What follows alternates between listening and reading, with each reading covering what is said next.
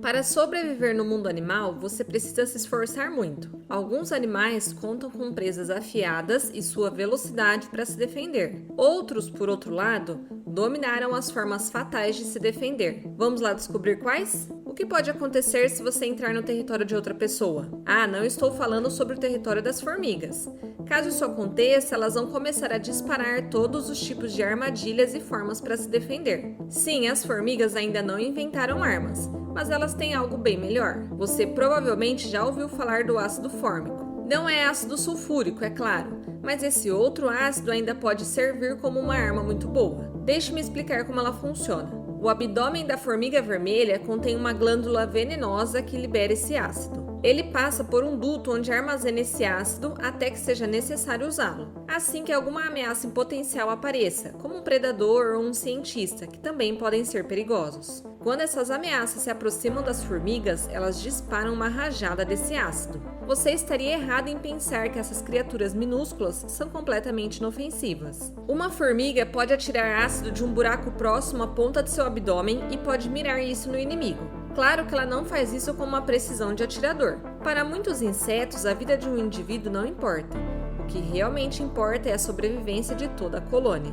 As formigas se comportam como um único organismo, capaz de resistir ao ataque de qualquer predador, até mesmo um urso. E os insetos podem parecer bem pequenos, mas para chegar até eles, os predadores têm que superar uma espessa nuvem de vapores ácidos que corroem as membranas mucosas. Quem não está disposto a lidar com uma situação como essa, é melhor procurar um alimento mais fácil de capturar. Os lagartos de chifres definitivamente não são adequados para serem alimentos. Esses caras têm tantos mecanismos de defesa diferentes contra os inimigos que é menos provável que sejam o jantar de alguém. Eles têm pontas espinhosas, cores para camuflagem e movimentos rápidos em zigue-zague que confundem o inimigo. Às vezes, esses lagartos até incham para parecerem maiores e mais assustadores. Mas a melhor parte é a sua capacidade de disparar seu próprio sangue. Eu nunca vi na minha vida um lagarto de chifres realmente atirar sangue de seus olhos, mas simplesmente ele atirou o sangue totalmente para fora dos seus olhos. É bem nojento, mas isso é incrível. Olhe por si mesmo. Capturado em uma situação desesperadora, um lagarto de chifres pode atirar sangue pelo canto dos olhos a uma distância de até 5 metros. Não é exatamente o que você esperaria de qualquer ser vivo, certo?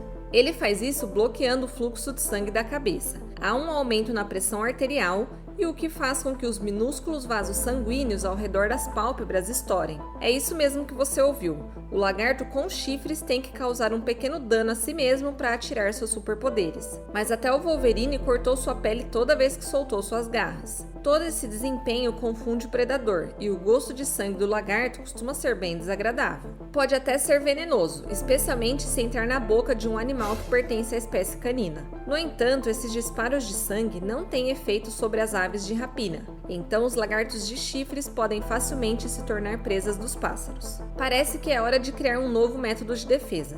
Se os lagartos de chifres fossem animais sociais e vivessem na água, eles poderiam formar uma espécie de bait-ball. Esse é um fenômeno onde os peixes se agrupam em um enorme cardume em formato circular. E não, eles não fazem isso com o propósito de invocar um demônio. É a última medida que alguns peixes recorrem para quando são ameaçados por predadores. É assim, por exemplo, que agem as sardinhas. Esse comportamento instintivo é um mecanismo de defesa, pois quando eles estão sós, têm uma maior chance de serem comidos do que peixes que ficam em um grande grupo. Uma bait-ball de sardinha pode atingir cerca de 10 a 20 metros de diâmetro e descer a uma profundidade de 10 metros.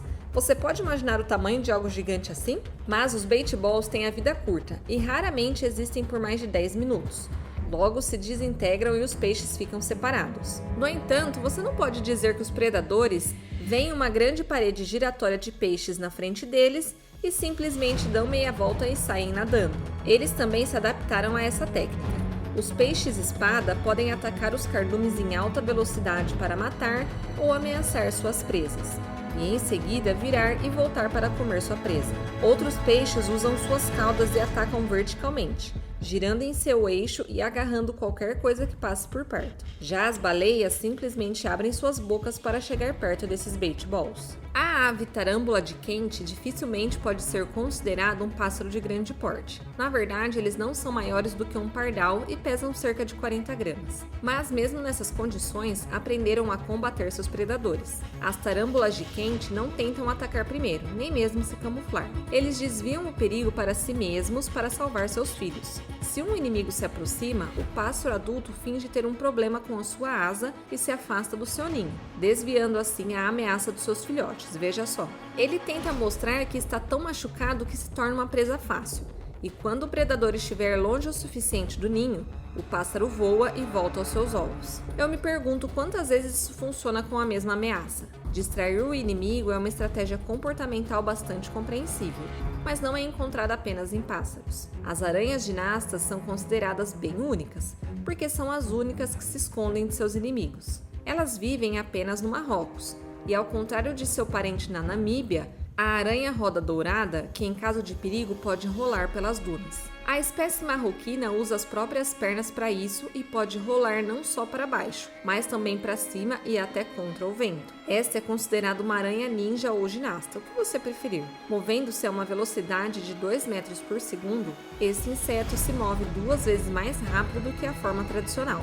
Exatamente o que você precisa quando outra aranha, como a solifuge ou um ser humano, aparecer de repente por perto. Aliás, a descoberta dessa espécie influenciou alguns desenvolvimentos na área médica, que resultou em um robô experimental que se move de maneira semelhante. Acredita-se que o robô possa ser usado na agricultura, no fundo do oceano ou até mesmo em Marte. Resumindo, não importa onde, mas ele rola. Agora vamos mergulhar novamente. Observe este caranguejo e mais especificamente suas garras. Parece até que está carregando luvas de boxe o tempo todo. Por quê? Porque esse cara está sempre pronto para uma luta. Claro, como é comum na natureza, esse tipo de caranguejo não poderia simplesmente aparecer sozinho. Essa minúscula criatura é chamada de líbia e mantém em suas garras a substância actínia, ou seja, a líbia apenas pega corais especiais e começa a agitá-los. E tem até um nome, mutualismo. É uma forma de coabitação entre diferentes organismos,